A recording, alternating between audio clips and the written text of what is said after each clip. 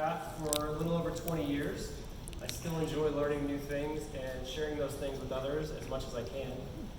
And the broader purpose of this group is about sharing the principles of professional software development. Too many of us don't get to develop our craft on the job. And the goal of this group is to learn from each other through skill sharing, mentorship, katas, workshops, open discussions, and talks. So we plan on hosting monthly talks this summer, and I'd like to share with you, we do have a few big names lined up. We have Robert Martin's going to be speaking with us in August. We have him for the 23rd, tentatively. And we have Frances Campoy from the YouTube series Just for Funk. That's a Go YouTube series.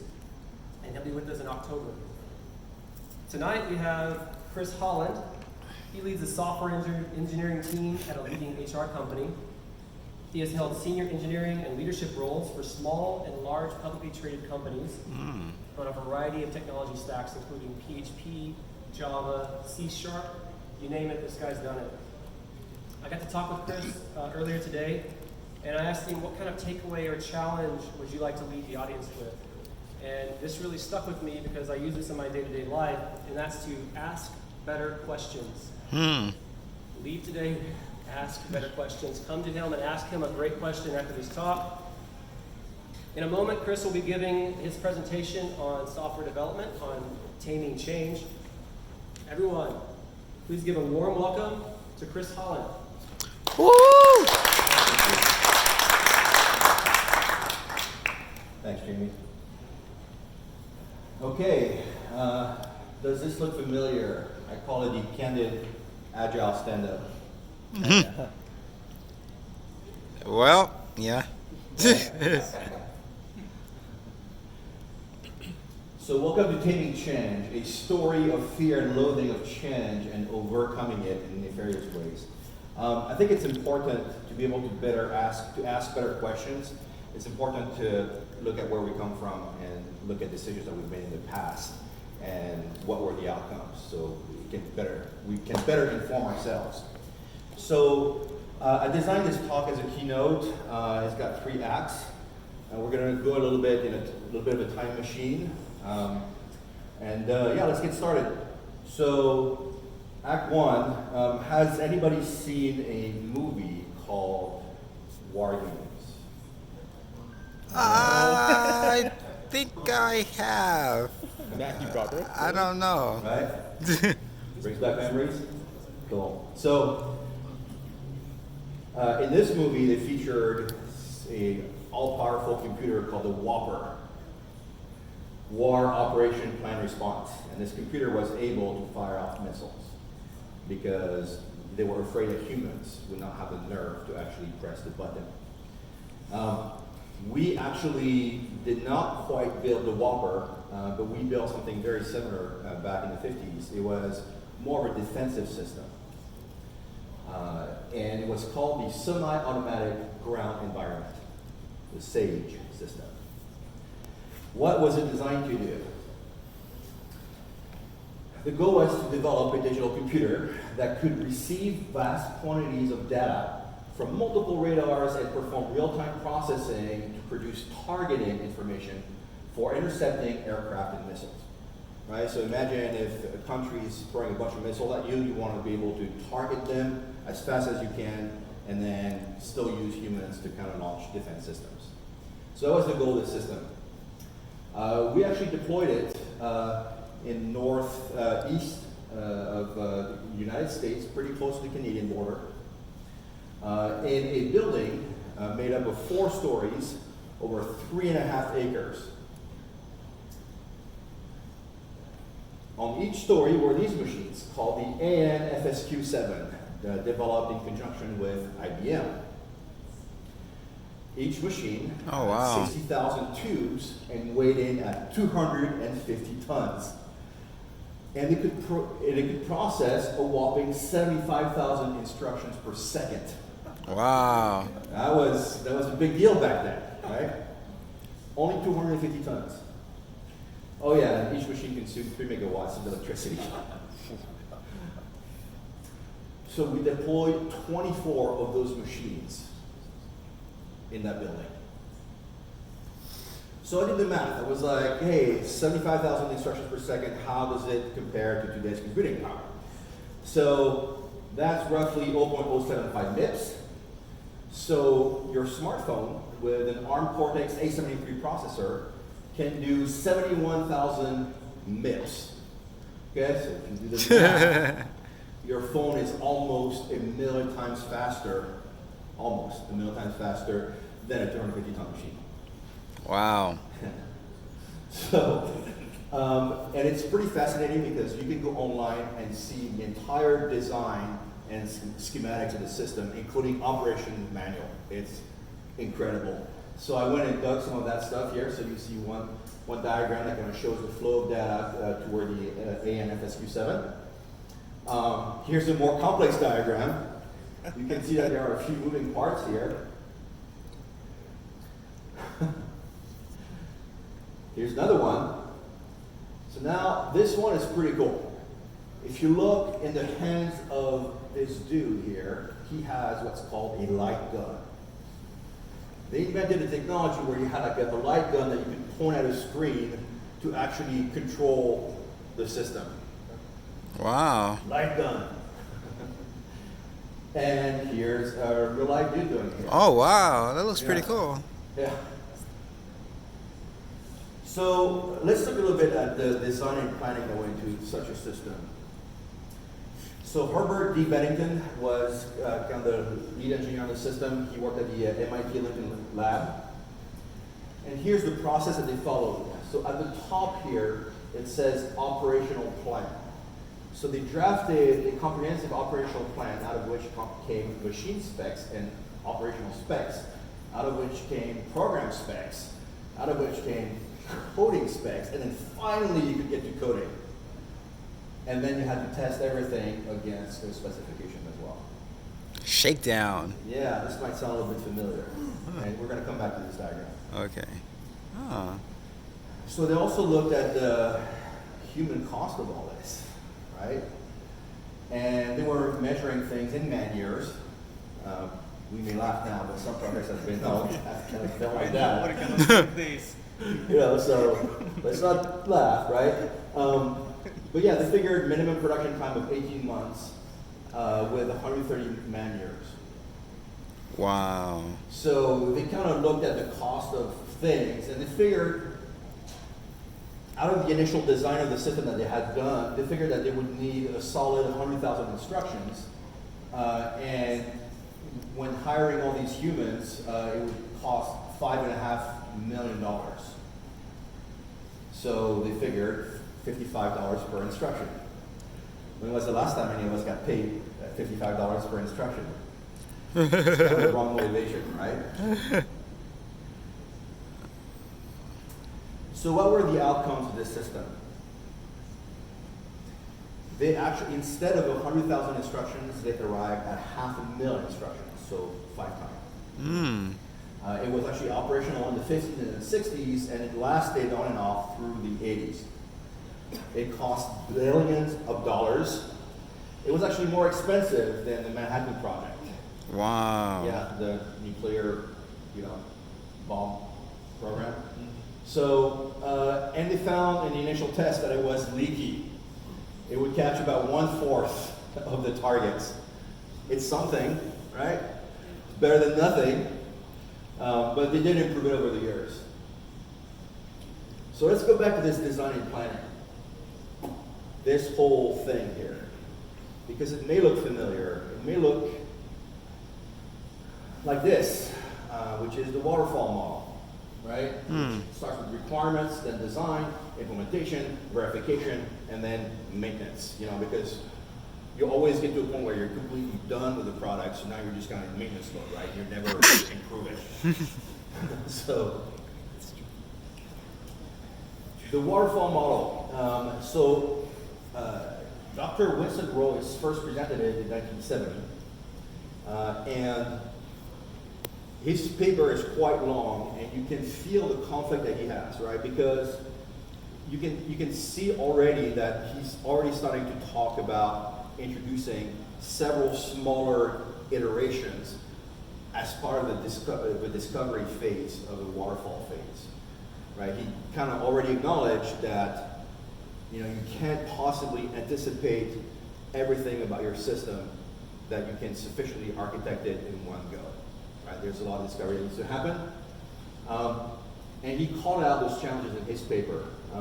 And then Bell and Thayer, who were working for TRW Defense, they were like, well, let's give this a name. So Winston Royce did not call it waterfall. He just kind of made diagrams that looked like a waterfall, but he did not coin that word. And then Bell and Thayer came in and coined the word waterfall in a paper called Software Requirements, Are They Really a Problem? And then finally, that got adopted by the Department of Defense in 1985. This is how we use software now. So you can see already the origin of the waterfall process way back in the 50s. And it's already enduring in 1985. And when I started writing software in the 90s, it was very much there. In the 90s, early 2000s. I was working at an ISP. Does anybody remember Earthlink? All right. Yeah, they're still around. So I was working there, and I was working on a small feature with on a high dollar impact, and we were full on waterfall. And here's what it looked like. Waterfall is all about producing artifacts and documentation.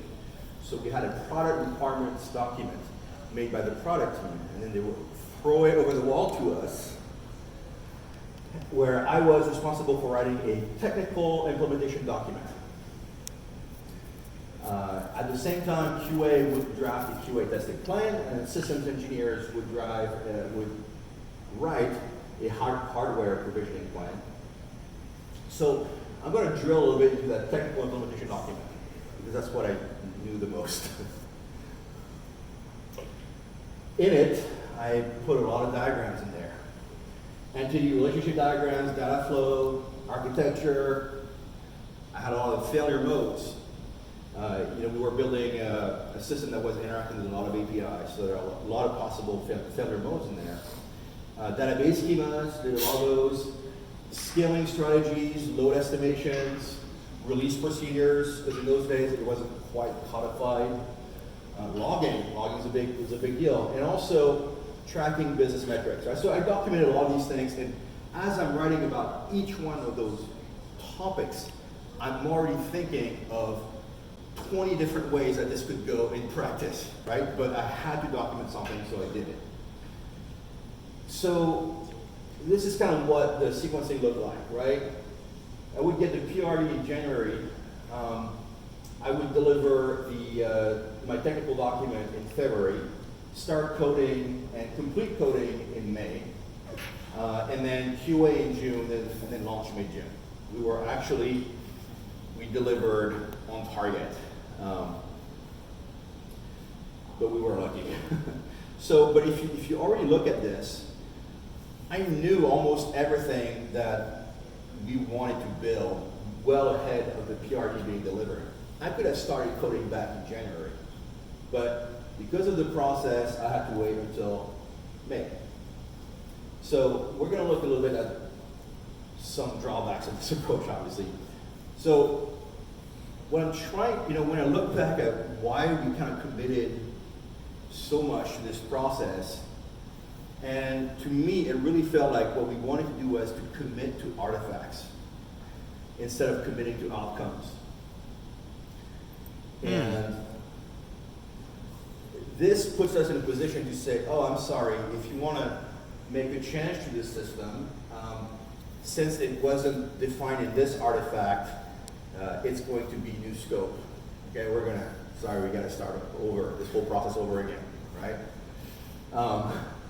And if you think about it, what we were doing is we were putting procedural friction around change so that we could limit our collective accountability to outcomes.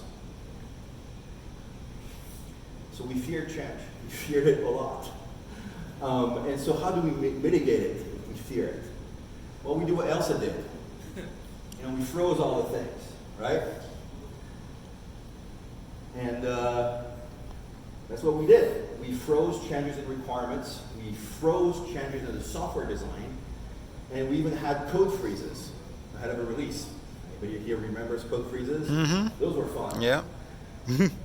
And to me, writing software in those days felt a little bit like this.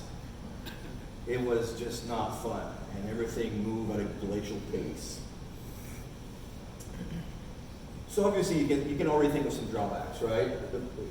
You had to define everything that the product should do in your documentation. Because if it was not in the initial documentation, it wasn't going to get done.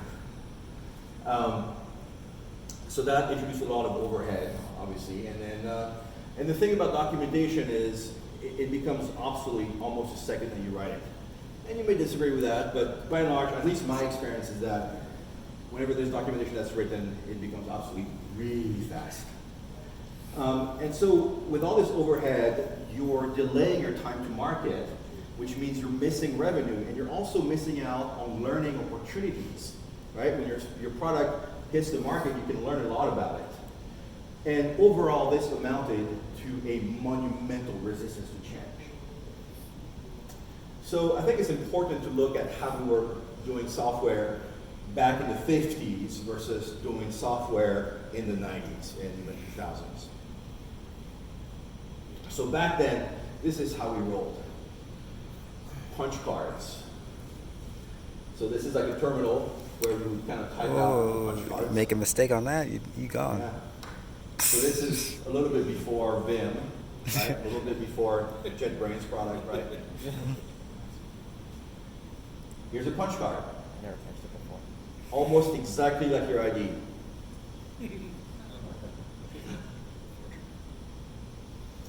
So yeah, in those days, computing resources were very scarce, and they were shared. So yeah, you had this massive feedback cycle between the moment that you would write some code and then the moment you would see it executed. And if there was any mistake, it was extremely costly. So we had to plan ahead of coding. There was no choice. And the thing about those days is that computing back in the 50s was used in some very specific areas. Military, a little bit of aerospace when NASA was starting, social security maybe, but it was not used by society as a whole. So the computing-driven business opportunities were very limited, and as such, change in those days was not that much of a disruptor. It was actually conceivable to build a system and let it run and kind of be done with it. But now, you start from the late 90s to 2000s, we'd already seen the explosion of the personal computer. You could already have software on diskettes and then CD-ROMs. And also network software. When the web kind of really started booming, you could go beyond the shrink wrap software and actually go with network software. So now you can update software a lot faster. And then change became practical, and as such, the computing and your software that drove your business. And so in those days, you would really shoot yourself in the foot if you were trying to resist change. It was really a bad idea. So what we were doing back in those days is engineering today's systems with the limitations that we had back in the 50s and 60s. So already you could see that there was a problem that was going to happen. Which takes us to Act 2. And a little bit of vodka.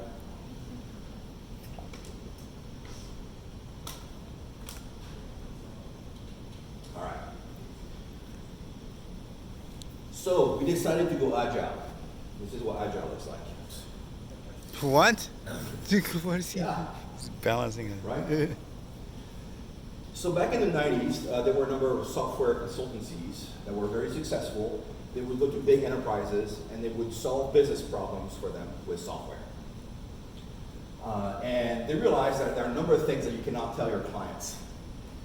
You can't tell your clients, I need a full spec for your desired system.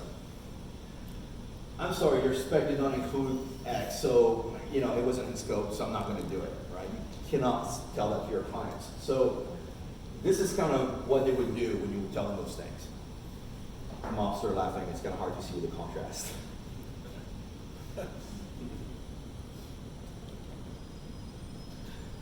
So pretty quickly, these software consultancies realized the limitations of the waterfall model. And so they decided to fix a glitch, and they came out really strongly with the Agile Manifesto in 2001, and they put it on agilemanifesto.org. So here's what the manifesto said. Individuals and interactions matter more than processes and tools. Working software matters more than comprehensive documentation. Customer collaboration matters more than contract negotiation. Responding to change matters more than following a plan. So that was their way of saying, hey, you know, we're in software and we're here to make you money and we have your back, dear clients. Please do business with us.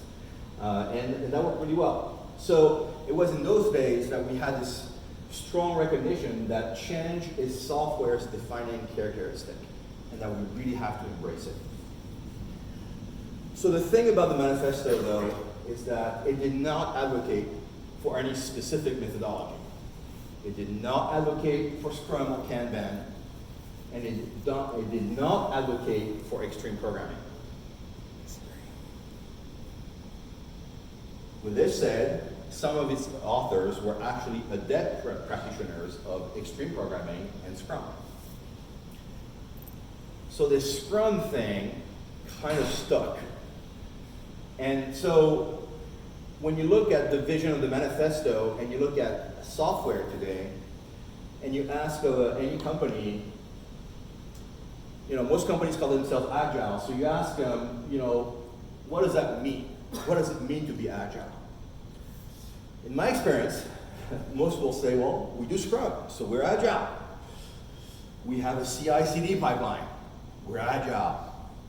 We use an Agile framework, we have to be Agile. It says in the name. So when I ask them, how often do you ship features? Waterfall. That gets uncomfortable a little bit. But they might pivot and say, well, we do about a release a week. Okay, well, are they bug fixes or features? Well,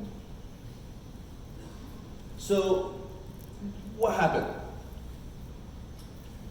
There are some realities of software today, one of which is technical debt. I like to position technical debt as artifacts which make it more difficult to change a system, but the person who actually coined this term is Ward Cunningham. So Ward Cunningham at the time worked for a financial institution, and his client saw him refactoring code and asked him, why are you doing this? And he wanted to explain to his client in terms that he would understand, you know, being in finance, what it is he's doing. So he came up with the term technical debt. And here's what he said. Shipping first-time code is like going into debt. A little debt speeds development so long as it is paid back promptly with refactoring. The danger, and he used the word danger, okay, let's not, you know, forget that, occurs when the debt is not repaid. Every minute spent on code that is not quite right for the programming task of the moment counts as interest on that debt. Entire engineering organizations can be brought to a standstill under the debt load of unfactored implementation. He said, stand still. To me, this rings really, really true. I have been there, and it hurts. So, there are a lot of symptoms that you can observe when it comes to technical debt. I like to boil those symptoms down to an increasing divergence between your business intent and the structure of your code. Okay? And what it looks like is a bit like this. You have your business, which is heading in this direction, And then you have your software, which is headed in the other direction. And this exponentially growing gap between the two of them is your technical debt. Okay. So, but here's what we did though. We just kind of ignored this and we kept piling technical debt, and we latched onto this Scrum thing and we said Scrum all the things. We ignored the core problem, which is how we write software, and somebody gave us this Scrum thing, which is a process and organization methodology, which is great, but it still does not address our real problem. So we said, let's Scrum all the things, and everything will be good. So let's look a little bit at what happens when we do Scrum with technical debt. Here's a brick. It is a piece of technical debt. So for sprint, to ship a feature, right, we're carrying our brick, and then we're going to run, drop the brick, and then we complete the first sprint. Okay, so I got a brick right here. Okay, so now we're going to do the second sprint. We hold another brick, and so we're going to run, very much trip over that brick, and then hopefully kind of make it to the end of the sprint, right? The tripping that I just did, is kind of your sprint going from like 1 week to 1 week and a half, because there was a big mess in the middle that kind of tripped you up. And then we drop another brick. So now imagine repeating this process 10 times, 100 times, 1,000 times, right? Imagine how big that pile gets in the middle and how much harder it becomes to get around it, jump over it, right? So this is kind of BDD done wrong. Brick-driven development. Yeah, brick-driven development. So we don't want to be doing that. So let me ask you this. What happens when we lay enough bricks? Yeah, we get a wall. Now, what happens when we sprint toward a wall? You crash. Yeah, let's ask this guy. Goodbye. Yeah, it's not fun. And this has been me many times. And it kind of looks like this, right? You're doing your sprint, you're adding technical debt, which adds more unpredictability into the system, and pretty soon your sprint turns into a marathon. Okay?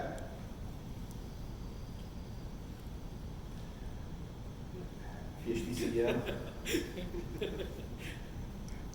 Oh wow. Colorized technical This debt. tweet ages really well. Yeah, based on The Big Short. Yeah. Yeah, there you go. So, when that happens, are we really responding to change? I would argue that we're not. So, which takes us to Act 3. How can we dig ourselves out of this mess? Which is really the reason we're all here, right? So let's go back to the manifesto and see what we missed on there. There were 12 principles. Now those 12 principles of the manifesto were not on the front page. They were on a link off of the front page, but we don't really read things. So, but here is the URL with those 12 principles. And among those 12 principles, there is a line which says, continuous attention to technical excellence and good design enhances agility. Technical excellence. Okay. Sounds good, but what does it mean? So I'd like to set the bar as low as I possibly can so that I have a chance of achieving my goals. I like to be able to write software that responds to change. And what does that mean? I like to be able to add features without breaking things. Okay? And I like to ship features at a sustained pace. Right? Because if I can add features without breaking things, but it takes me 6 months to ship a feature, that's not great. Right? I want to be able to have a very decent pace of shipping. So these are the two goals that I want to achieve. Not break things and keep a sustained pace. So let's look at the first one, breaking things. I mean, this could be its own talk, but we're just going to look at the surface a little bit. Imagine you're building a large system, and then you're building a component, and then you're adding a few more components to it, okay? And then another group of components, and you can see these intersecting circles represent tight couplings. And when that happens, you get a big mess. And then when you change any part of the system, you run the risk of causing ramifications throughout the rest of the system. And a way to get ourselves out of this hole is through refactoring. With refactoring, we can go from that mess to something that looks more like this, where you have nicely isolated components that are nicely decoupled, and you can change one thing and not break the other things. Okay? That's one way to go. So we just look at breaking things, and we just saw that refactoring kind of helps us not break things. Now let's look at a sustained pace. So we looked earlier at this divergence between our software and our business intent. And we looked at this kind of vicious cycle, right? Where you get the marathon, technical debt, unpredictability. So with refactoring, you are now in a position to bring your software from being divergent from your business to convergent with your business. And it kind of looks like this. You would go from this to this. Okay, so now your software structure follows along the lines of your business intent. And again, refactoring is this process. Refactoring is the methodology that allows you to go from here to here. So now, you can go from your marathon of unpredictability and get back to a sprint with reduced technical debt and reduced unpredictability. Yeah, so that's the two things that I like to keep in mind when it comes to achieving technical excellence. And we just saw that refactoring is a big enabler of this. So now let me ask you this. Why do we not refactor? Because I gotta build a new feature. Okay, you gotta build new features, absolutely. At the core of it though, anytime I refactor code, and I think this describes it really well, when you find an old piece of legacy code buried deep in your code base and you try to delete it. No. Wow. Oh, that's Where do you find things like these? right. Yeah, I know. We're afraid of breaking things. I mean, sure, we have this constant, pressure to build new features, but there are a lot of refactoring decisions that we could make that we do not make because we are afraid of breaking things. Oh, no We test. don't know how much regression testing we need to be doing to really properly verify that we did not break things. So we fear change. So how can we alleviate this fear of change? Tests. Because Test. it is 2019 and we still fear change. I'm interested in not fearing it anymore. So in my experience, 3 things that work really well for us. Patterns, clean code, and test-driven development. So patterns are going to allow you to start out with a system that stays more closely aligned with your business intent. It will allow to simplify the complexity of your system. So you get patterns and principles. It could be the solid principles, the Gang of 4 design patterns, Fowler's patterns of enterprise architecture. If you're into functional programming, Scott Blashin has a great talk on functional programming patterns as well. I have a link to that here. That's what that link is here as well. Then clean code, it's code that is going to read like English, that you can reason about a lot easier. That's going to be a lot easier to refactor. And so I have a link to Uncle Bob's book on clean code right here. You can't see it, but It's right there. So now I want to touch on test-driven development, because of those three things, test-driven development is what has had by far the highest impact. And the thing about it is, it allows you to get into a very efficient workflow, where all you do is you write a small test first, then you write just enough code to make the test pass, and then you run your test suite, and that's it. So there's no overhead of clicking around the UI. You really stimulate your code with your test. And as you introduce new features, you're going to introduce refactoring into the process, and refactoring is going to be baked into the process. And you're not afraid to refactor, because You your got tests tests. have your back all the time. Okay, so no matter how many features you add to your system, you can settle into this workflow, and it constantly helps you improve the code. Refactoring is really part of the DNA of TDD, which is what makes it super efficient to write better code. So yeah, TDD embraces refactoring. So refactoring gives us software that responds to change, such that we can add features without breaking things, and ship features at a sustained pace. And to be able to do refactoring without fearing things, these are the things that you can do, and especially test-driven development. All right? So these things have worked really well for us, and whenever we can do all this, we feel very excellent. So if you want to learn more, and if you want to put your kids to sleep, or if you want to put yourself to sleep, I have 7 hours of video on YouTube of me doing live test-driven development. It's all there, so you can check it out. It's like 6 or 7 videos, between 45 minutes and an hour.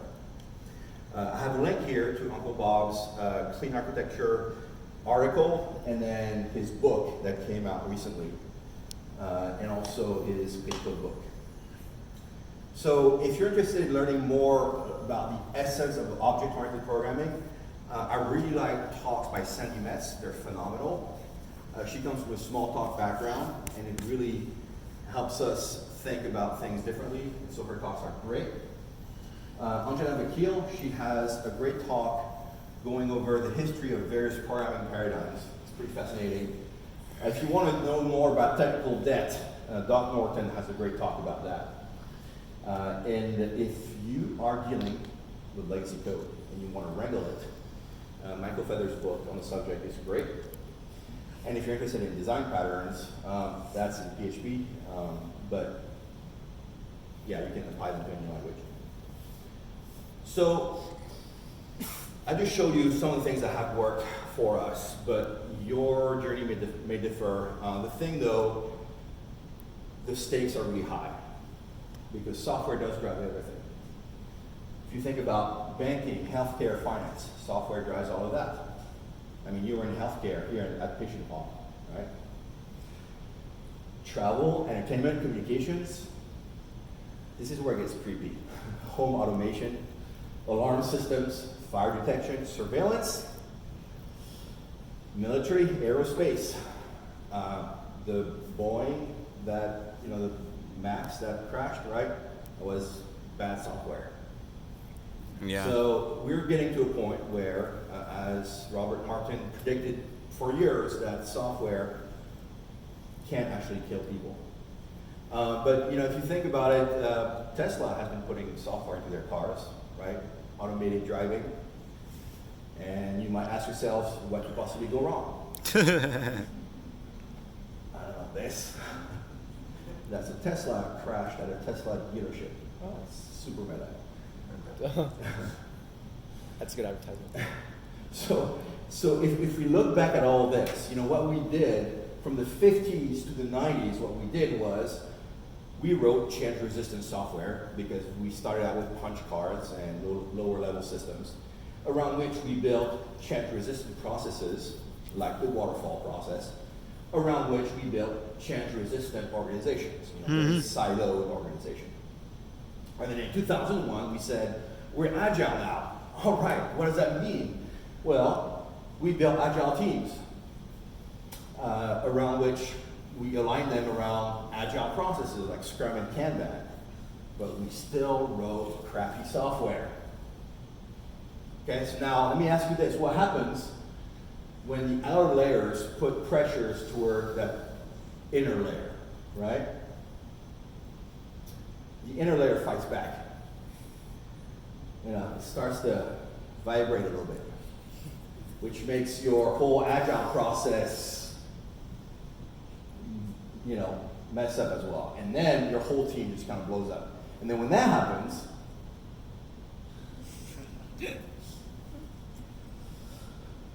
yeah, it's not fun.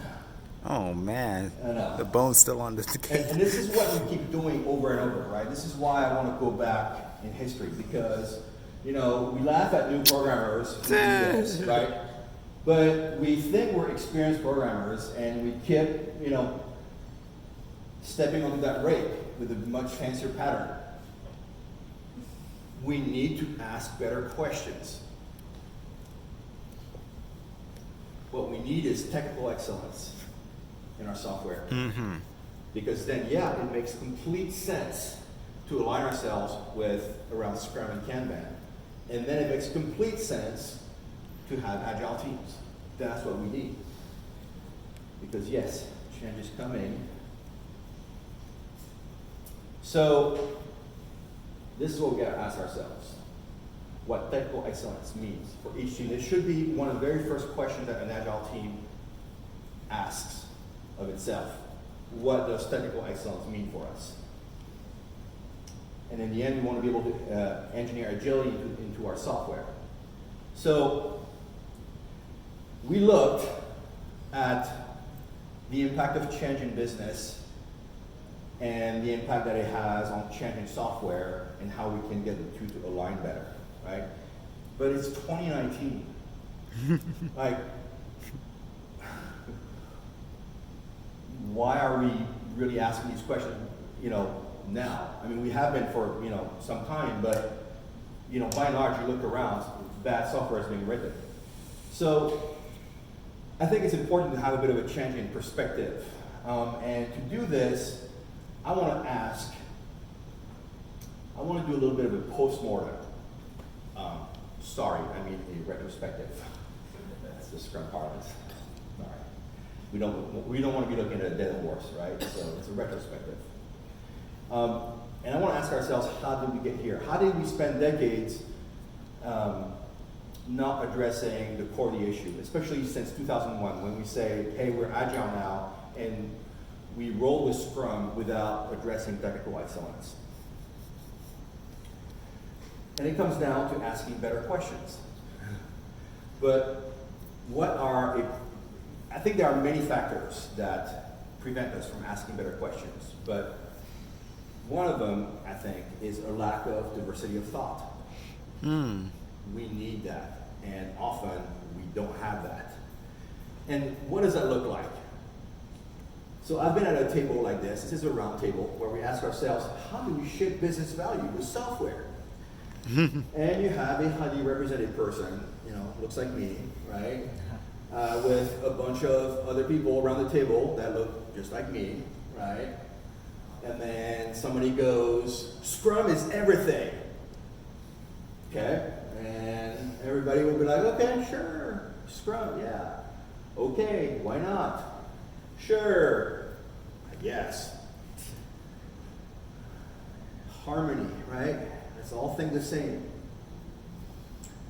So this is where groupthink comes into place. And it's a very interesting phenomenon. And you know, I've been there. I've been one of the persons at the table not raising my voice when I had a concern. And it kind of looks like this. It occurs when a group of well-intentioned people make irrational or non-optimal decisions that are spurred by the urge to conform or the discouragement of dissent. And it's basically going with harmony and coherence above rational thinking. That's kind of what groupthink is. Okay? Now, what's an HR? Yeah, highly represented person. Me. And so I'm at a table with a bunch of me's around the table. And how did I build this table? How did I build this team, right? Well, similarity bias kind of comes into place, especially in hiring, right? I am more likely to hire people who think like I do. And it kind of looks like this, right? Me, me, me. Me too. Right? And the next thing you know, I'm just kind of looking around, so, oh, a bunch of me's everywhere. Awesome. So psychological safety is another big factor that kind of goes into this, right? So there's a great article by Amy Rigby on the Trello.com blog that kind of explores psychological safety. But basically it kind of looks like this, right? Nobody wants to raise their voice in a meeting and be the lone dissenting voice. So we all look like Jerry Maguire going, who's with me? Who's with me, right? Nobody wants to be that person. And so psychological safety is to make an environment that is conducive to somebody bringing up an opinion that is not aligned with the group. So how can we turn it around? Let's look at that same table again, where you have your highly represented person, and now you start hiring people who don't look and think the same.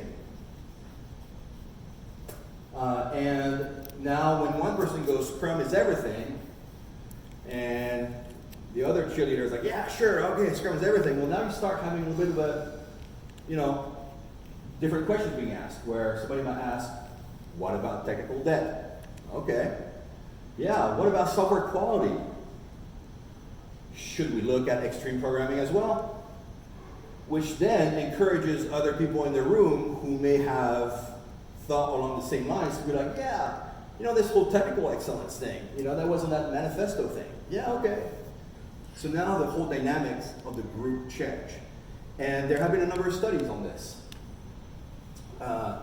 So here's an article by Anna Johansson that looks at workplace diversity to diminish groupthink. And then here's an article on the Harvard Business Review that shows that employees of firms with diversity are 45% likelier to report a growth in market share over the previous year, and 70% likelier to report that the firm captured a new market. Again, it's not a guarantee that you will, but your odds increase, right? So if I'm running a company, I want to stack the odds in my favor. And then here's another study by McKinsey that calls out very similar findings as well. So yes, there may be something to this whole diversity thing, but how? And I think it's important to look at what the glitch is, right? And kind of explore what the problem is so we can try to solve it. So I went to look at the Bureau of Labor Statistics, BLS.gov. They have all kinds of stats on there, pretty fascinating. And here's what it will show you. Here's your general, it says general workforce, where you have 46.9% of women and 53.1% of men, so roughly equal. And then here's the breakdown of minorities. So Hispanic, Latino, 70%, Black, 12%, Asian, 6%, and then here's the rest of the breakdown. Okay, and then whites are 60%. So if you look at all this and you isolate to white men are only 33% of the workforce. That's all we are, okay?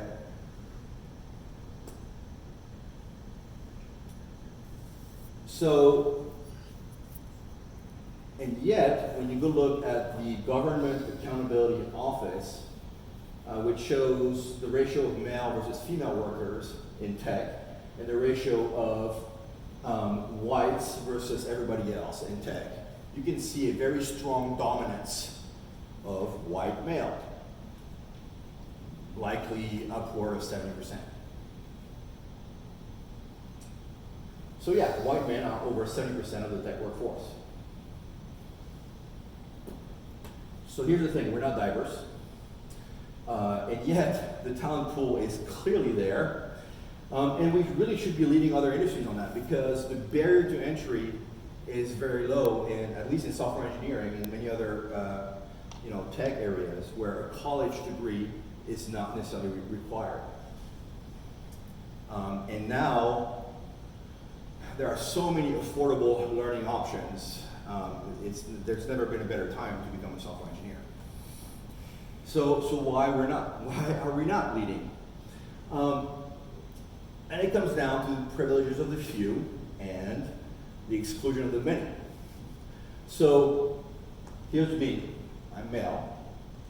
I'm white, cisgendered, straight. I have full use of my legs and arms and hands. I have full use of my eyes and ears. And I am neurologically average, so I don't have to deal too much with stress, anxiety, depression. I just kind of bottle all that up, right? But these attributes, we live in a world where these attributes make me extremely privileged. And here are a number of things that I don't have to worry about. I worry about them for other people, but these things do not impact me personally. I'm not worried about being harassed sexually, verbally, mentally. My safety in public transit. Stairs, inaccessible buildings, websites with poor contrast ratio. Having my opinions, abilities, and expertise unfairly second-guessed. Unfairly second-guessed, right? I get second-guessed all the time, but it's fair. Others taking credit for my work. That pretty much never happens to me. Being unfairly disqualified when applying for a job. Being unfairly excluded from promotions. Gender assignments in bathrooms. I don't have to worry about those things. And again, I don't deal with stress, anxiety, and depression because it's all in the bottle, so it's safe. So here are some things that you'll find online. You may think that these behaviors, like, who does that these days? But it's a very much a reality of many folks who are not like me. This was a job listing that called out preferably Caucasian.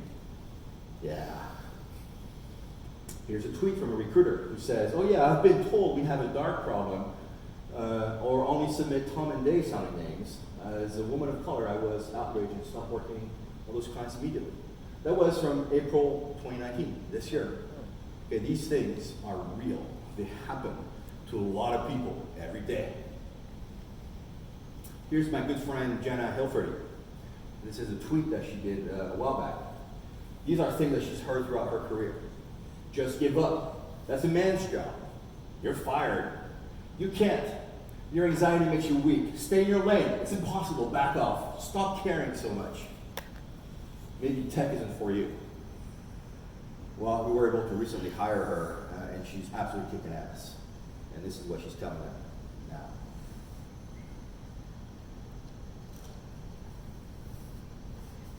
So if you're interested in learning more about these topics, I recommend Merlene Raymond's talk. She's going to be speaking about inclusion at Cascadia PHP conference in Portland. I have a link to Jennifer Wadella's talk with John Skeet on the subject. Really good talks. So, we may call these things bias or whatever, acquired learned behaviors. These are all choices that we make to make this world around us. So we can choose to exclude we can choose to continue to exclude the 67%. And keep laying bricks because we're not going to have enough diversity of thought. We're going to keep asking the wrong questions, and we're going to keep doing the same thing we've been doing for decades. Or we can choose to include the 67% and actually have a shot of greatness. And speaking of greatness, remember the 50s when we started out this talk, and Fortran and punch cards. These technologies were used for this little thing called the space program, the 50s space And so we were super excited to launch dudes into orbit. We could do this all day. But we had no idea on how to get them back. Whenever we asked that question, it was like, well,